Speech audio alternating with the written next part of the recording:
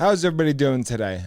I'd like to welcome you to episode 3 of the Truth Algorithm. Today, I would like to talk about a couple things. I'm not going to do a full half-hour video, I don't think. I just want to do a couple of subjects, some quick little things. First thing I wanted to talk about is real simple. I think people don't realize that the fight that we're having right now in political sense is not between Democrats and Republicans, because Democrats and Republicans have mostly become the same thing. They are really, truly a uniparty. What that really means is that they are in it for themselves. They're in it to line their pockets. They're in it for the lobbyists. They're in it to make sure they can make the rules so they can have more power, so they can stay in power. When they get elected, they focus on fundraising and getting money from lobbyists so that they can get reelected again. Now, where is the help for the people? I mean, just look at the new COVID package. Shouldn't a COVID package for the people be about COVID? Yeah, well, there's a little bit of COVID stuff in there, but most of it is for art galleries, for Nancy Pelosi, and a bunch of millions of other things that we don't need. I don't know. They're probably going to teach people in Ecuador how to, do French braids. They're going to, teach people, women in Pakistan, how to drive. I don't know what they're going to do with it. I haven't read it yet because it's not totally finished, but I will at least go through it and see what the hell is in it because I like to do that. But my point being is that we do not have a party that represents us right now. The closest thing that I would say we have, or at least I have, is the Republican Party. So my hope is that we can get the Republican Party back to where it needs to be. And we need people that are good. We need people like Jim Jordan and people like maybe Senator Cotton, Ted Cruz, as long as he doesn't go down on vacation too much. You know what I mean? Dan Crenshaw, even though I think he's more of a careerist, but I do like him. He's a smart guy. He served, so I give him absolute respect for that. I really appreciate people that are willing to fight and people that actually believe what they say. Now, I know that's very hard, and that's kind of like the opposite of a politician. But I think we can find those people out there, and I think they do exist. I think we need to start at the local level and make sure that we know the people in our area and who is representing us locally. I mean county, I mean statewide, I mean your township even. And go to those meetings, find out when they are. Go to school board meetings too. Find out what the curriculum in your schools are.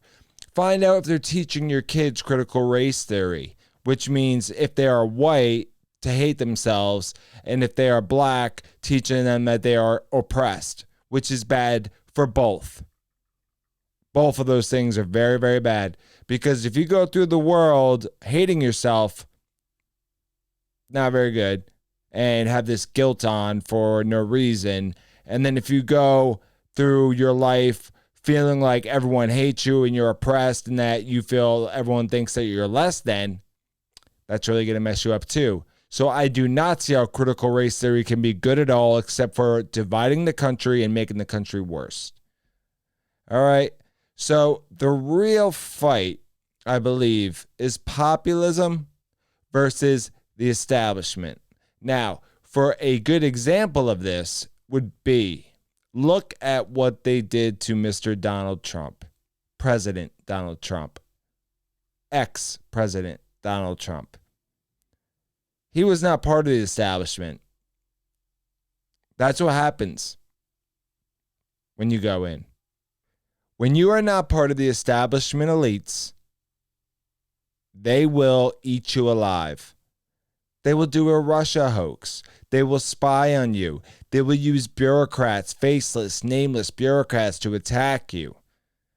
They will do everything, because if you don't go along with them and you're not there to help them and further their agenda, and you're there for the American people, because You already happen to be rich. You already happen to be famous. So you're not there for those reasons like a lot of people are. They're there for a career, to make money, to make deals, to make lobbying. Like when you go, like, let's say Obama, when he became president, I wonder how many deals he did that when he left and then he started doing speeches and getting paid, what, $5 million to do a half-hour speech?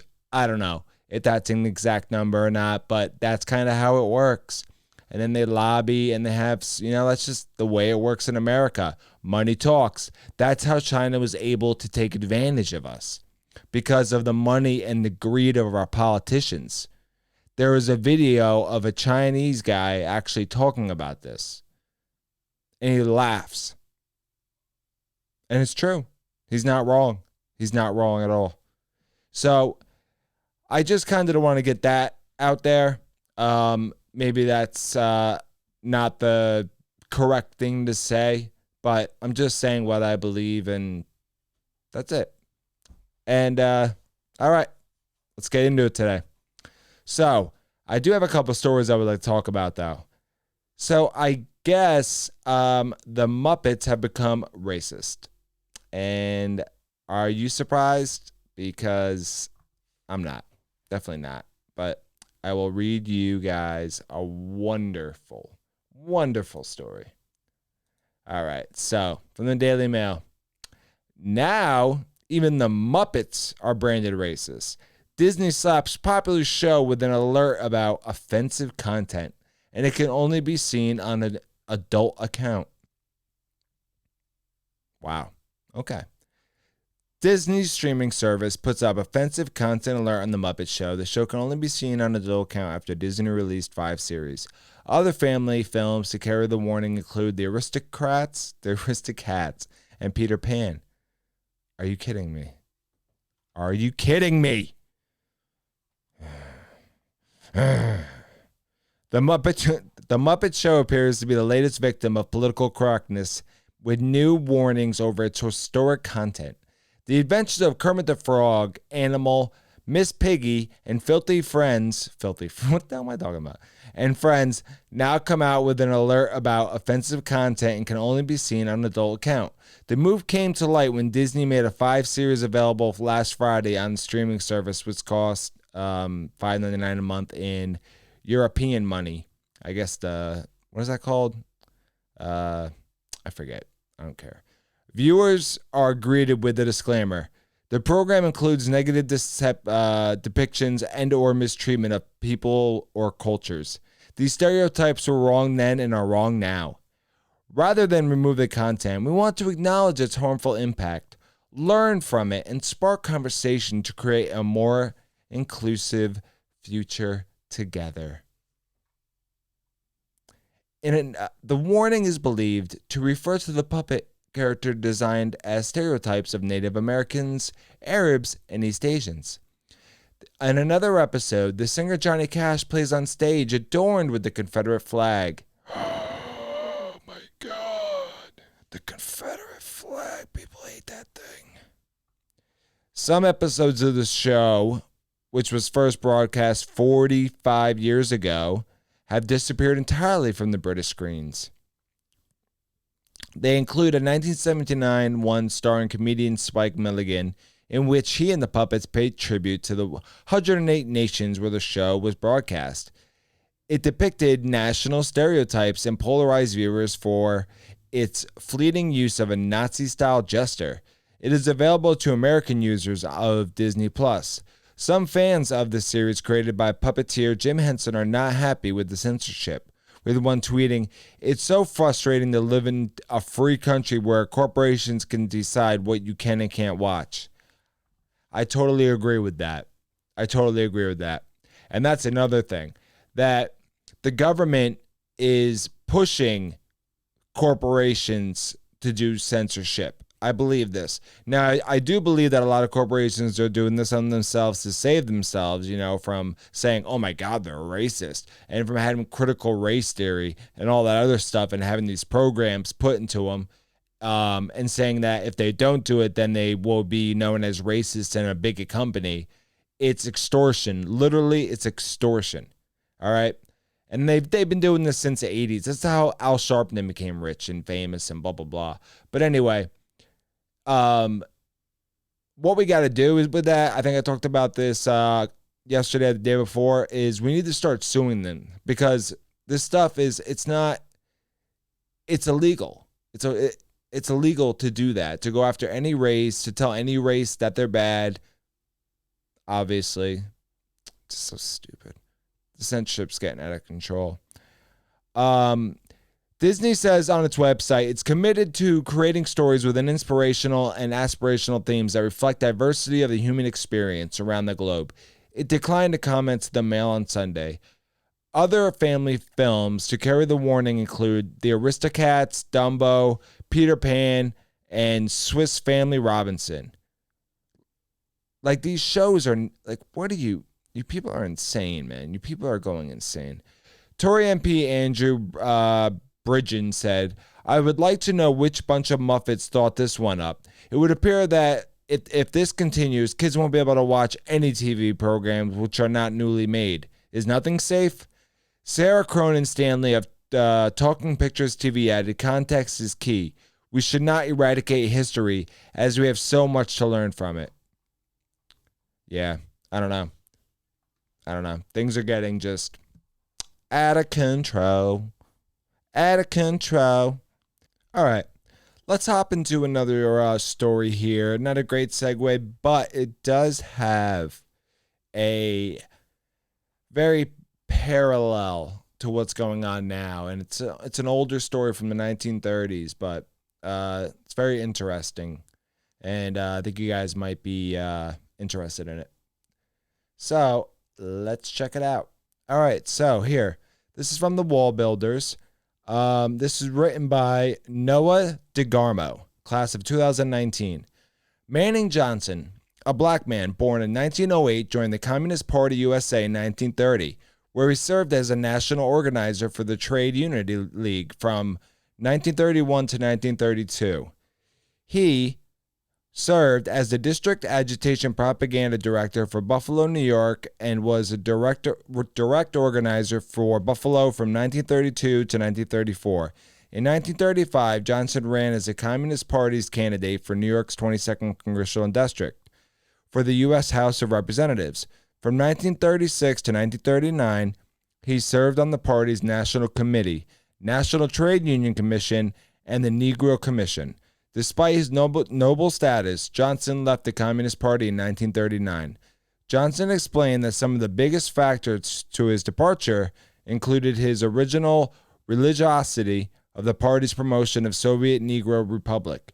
In the Black Belt of the United States, the insincerity of the party in saving the Scottsboro Boys, and finally the Hitler-Stalin Pact of 1939. Additionally, Johnson saw the communists were using black Americans as pawns in their hope that a bloody racial conflict would split America.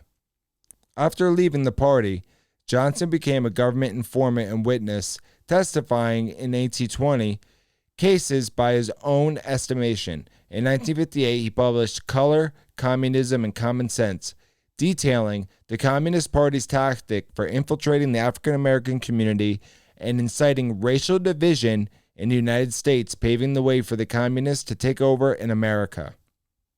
See any parallels? Full stop. It's weird, right? That they say, if you don't know your past, you're bound to repeat it. Shortly after publishing the book, Johnson died in an automobile accident on June 26, 1959. The information he provides in this book is eerily similar to and has much to say about the state of America in 2020. Johnson shares the goal of communist agents in the early 20th century was to cripple the black community in America and incite racial division. This division would consequently weaken the nation as a whole and provide the opportunity for communists to gain power. He writes that white communists infiltrated black communities by presenting themselves as allies of the black cause. They preached that black Americans were oppressed and offered liberation as a guise for their communist agenda. Now tell me, that doesn't sound familiar. White leftists descended on Negro communities like locusts, posing as friends, come to help to liberate their black brothers. Along with these white communist missionaries came the Negro political Uncle Toms to ally the Negroes' distrust and fears of these strangers. Everything was interracial, and interracialism, artificially created, cleverly devised camouflage of a red plot to use the Negro. Despite how they portrayed themselves, the communists never did anything to advance the well-being of the black population. However, they gained power and money by parroting and hiding behind the cause of civil rights. Full stop. I.e., Black Lives Matter. White-owned. White liberals.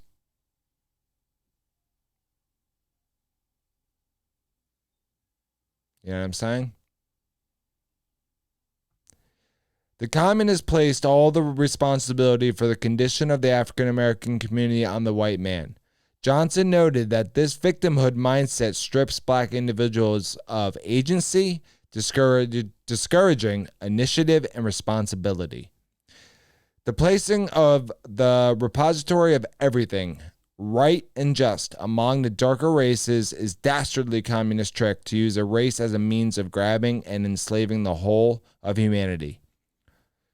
Moscow's Negro tools in the incitement of racial warfare place all its ills of the Negro at the door of the white leaders of America. Capitalism and imperialism are made symbols of oppressive white rule in keeping with the instructions from the Kremlin. To one familiar with red trickery, it's obvious that placing the blame for all Negroes' ills at the door of the white leaders in America is to remove all responsibility from the Negro. This tends to make the Negro feel sorry for himself, blame others for his failures, ignore the countless opportunities around them, jealous of the progress of racial and national groups, expect the white man to do everything for him, look for easy and quick solutions as a substitute for the harsh realities of competitive struggle to get ahead. The result is a persecution complex, a warped belief that the white man's prejudices, the white man's system, the white man's government is responsible for everything. Such a belief is the way the red plans it. For the next logical step is hate that can be used by the Reds to accomplish their ends. Who are the Reds now? I got an idea. What's yours? Despite all the promises and plans and solutions, Johnson understood that the communists were only fanning the flames of racial tension in order to raise money, which they poured into promoting more tension instead of using it to benefit the black communities. Full stop. I did a story on my podcast, and I did a how much money that BLM, the corporation, not BLM as, you know, the organic BLM, but the actual corporation BLM, of how much money they made. It's insanity. And where did that money go? Did it go to black neighborhoods? Are they helping the black people? No. We've seen this before, and it's happening again. And they're not teaching this to kids in school, and they're not teaching this to people in college. What they're teaching them is this garbage junk to radicalize people and to make people hate each other and to fan racial flames. When I was in school, you were taught that you were all the same, which it should be. You were supposed to look up to Martin Luther King, not crazy communist, radical, leftist, disgusting, race crap. That's, I don't know. It's very frustrating to me that people are falling for this stuff. It just really is. It's mind-bending to me. I don't know. The fact that the Reds have never contributed anything tangible to the progress of the Negro is overlooked through the Reds have collected millions of dollars as a result of race incitement. Like the Communist Party, the NAACP has collected millions of dollars through exploitation of race issues. The bigger race issue, the bigger the appeal, and the bigger the contributions. Yet, one cannot find any report of any of this money being spent for factories and shops to provide jobs, land, and home construction, specialized training for talented youth, hospitals, convalescent homes, classes in sanitation and personal hygiene, care, and upkeep of property, combating crime and juvenile delinquency, centers to aid Negro youth in preparing to meet stiff employment competition in science and industry. It is then no accident the NAACP is dubbed the National Association for the Agitation of Colored People. The record speaks for itself. Millions for agitation. No, not 1 cent for those things that win the respect and acclaim of other races and national groups. Johnson's words from 1958 seemingly prophesize the events of 2020. Modern leftists of both races have artificially inflamed and exploited racial division for profit. Former NFL Colin Kaepernick gained fame by kneeling during the national anthem in protest of police brutality and has made millions off of this fame. Full stop. Because he sucks. And he needed a way to make money because he's not that good of a quarterback, I hear. Anyway, back to the story. Securing on the exclusive advertising deal with Nike and recently signed partnership with Disney. Of course, Disney, you China-loving piece of shit. Additionally, organizing like Black Lives Matter. Sorry, I didn't mean China. I meant CCP. Black Lives Matter collect millions in donations while doing nothing to practically advance black communities. Full stop. I haven't read this. This is the first time I'm reading this, and it's funny because the stuff I'm saying, I'm like reading it, and it's weird. I swear I didn't read this beforehand. Johnson also writes that politicians would exploit racial divisions for votes, a practice continued by Democrats today. Many white northern politicians objectively aid the rapidly deteriorating racial situation through the exploitation of leftist propaganda to garner the Negro votes. They care not a tinker's damn about the Southern Negro and simply flatter the Northern Negro, whom they consider a gullible fool. Getting elected and reelected is their only concern. The Democrat Party has maintained power in black communities for decades, while those communities continue to suffer from being poor or from poor economies and high crime rates. Democrats claim to fight for black people while doing nothing for their well-being. Because the communists were not truly on the side of the black community, they had to squash any voices who called them out on their hypocrisy. Any whites who opposed the communist agenda were accused of white supremacy, while black opponents were labeled Uncle Toms. Johnson, in a long but invaluable section of this book, reveals that this is not a new practice. I'll stop there. But this is a book I got to read because this is, I think this is like their guide. I think they're using this. Literally, they're like going like, they must be reading this book. Okay, we're going to do this. We're going to do that. Because this is like, it's like I'm reading about now. It's crazy.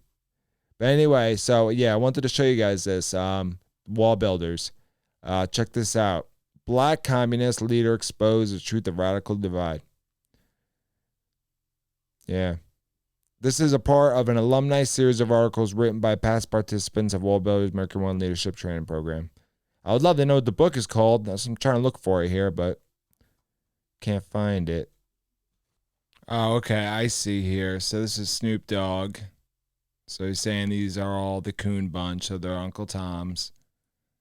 See the Coons. Candace Owens, of course.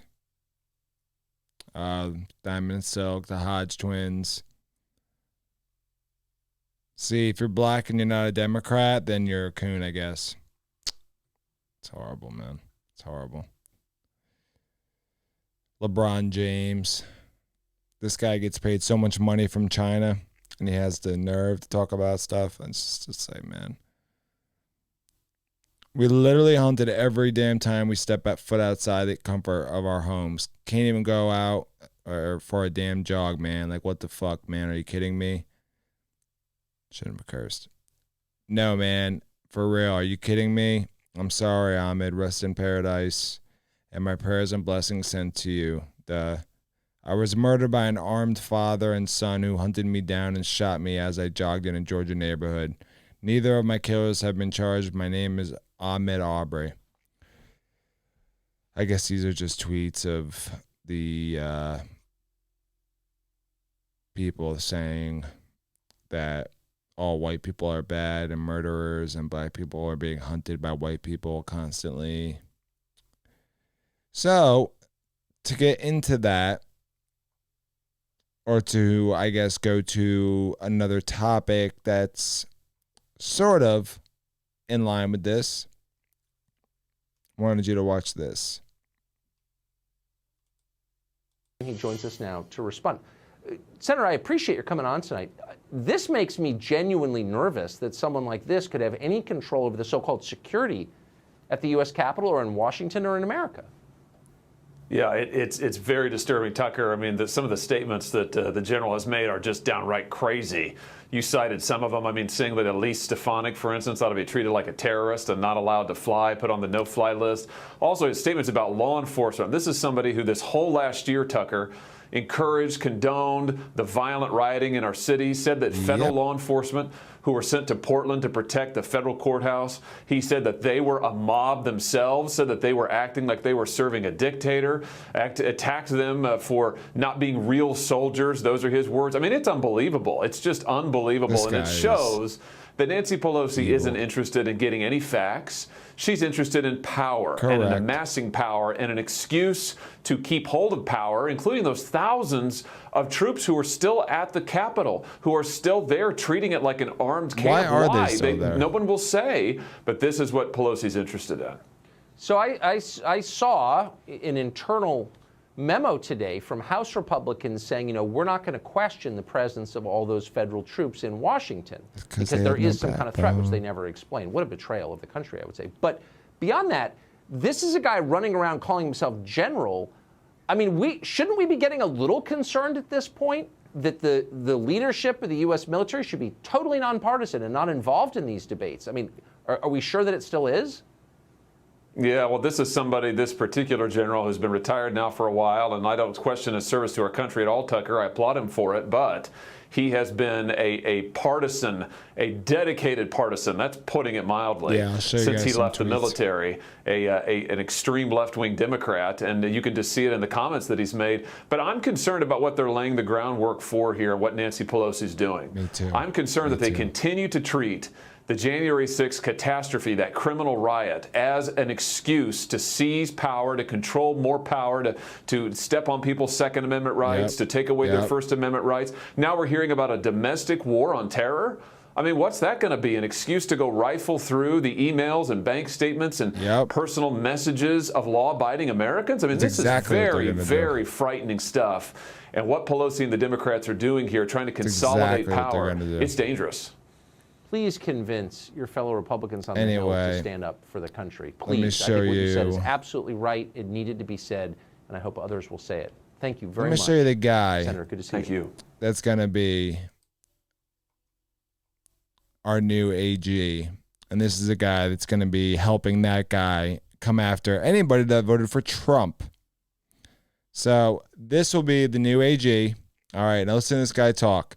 Now he's talking about Antifa. Now listen to him say that because Antifa attacked the courthouse at night, it's not domestic terrorism.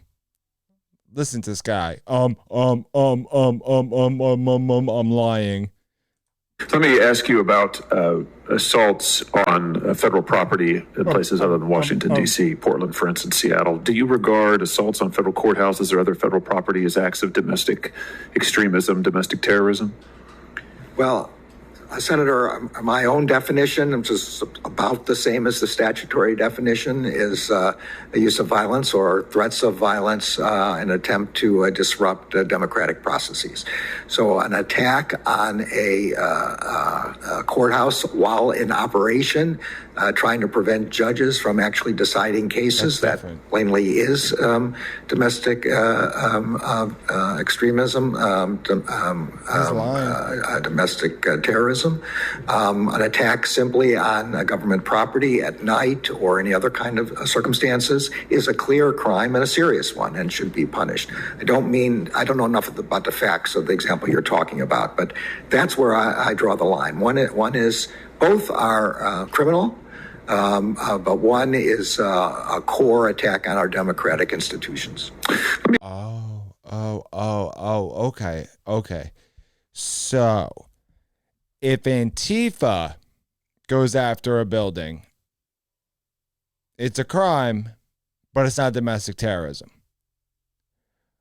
But now, if a Trump supporter goes after a Capitol building, or even goes inside, doesn't even try to, you know what I mean, no weapons, doesn't try to burn it down, somebody did smash windows out, and I believe the first person arrested was actually a leader of Antifa, and I think the first person let go after being arrested was an Antifa leader, which I showed on the episode, I think yesterday or the day before. But yeah, so this is going to be the new AG. We're lucky. So we're going to have him and the guy I just showed you before that Tucker was talking about. That's who will be going after American citizens. All right. This is getting scary. So maybe there's a reason that they're building walls that don't work. These racist walls that don't work around the Capitol. Not because they're scared that, MAGA is going to come get them or whatever. No, there's another reason. They're laying groundwork. Now Nancy Pelosi wants some sort of tunnel built. It's getting weird. It's getting very weird. Now, to go to another story, because I'm doing pretty good today with this, that kind of has to do with that. Let's go to this. So, Naomi Wolf, okay, she's a Democrat, I believe. She says the USA rapidly moving into a coup situation, a police state under the guise of a real medical pandemic. Absolutely correct. Former Clinton advisor, all right, Naomi Wolf, warned that the U.S. is becoming a totalitarian state before our eyes. Full stop. Absolutely. Monday evening on Fox News Channel, Tucker Carlson Tonight, warns that the country is rapidly moving into a coup situation, a police state under the guise of a medical pandemic. We know from history no one gives up emergency powers. Full stop.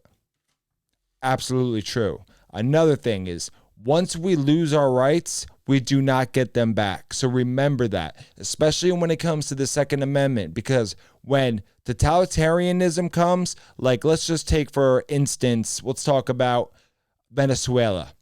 What they do is they first cheat. Actually, there was an election and they thought that he cheated. I don't know about ours. Don't know what happened. Biden won. That's all I know.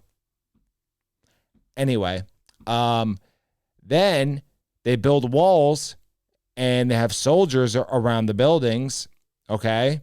And then, like Maduro, then, I forget the name of the guy before him, then they take your guns away. Why do they take your guns away? Because did you see what happened to the people in the cities during the riots in the summer? They had no way of protecting themselves because in a lot of the cities, it's very, very hard to get a gun. They have a lot of strict rules. So the criminals with guns and with whatever else had free reign. Now, if they would have went into the suburbs or into the rural areas, then you would have met some people with a gun behind every blade of grass.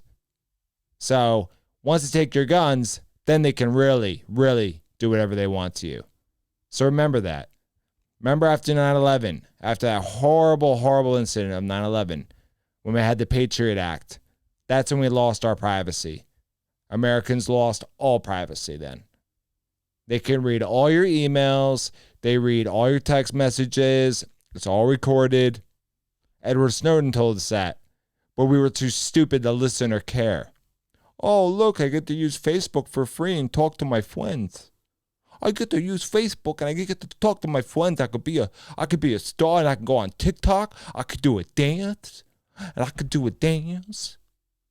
And I could be a star. And what they're doing is taking your data and using it against you. And they're compiling it up.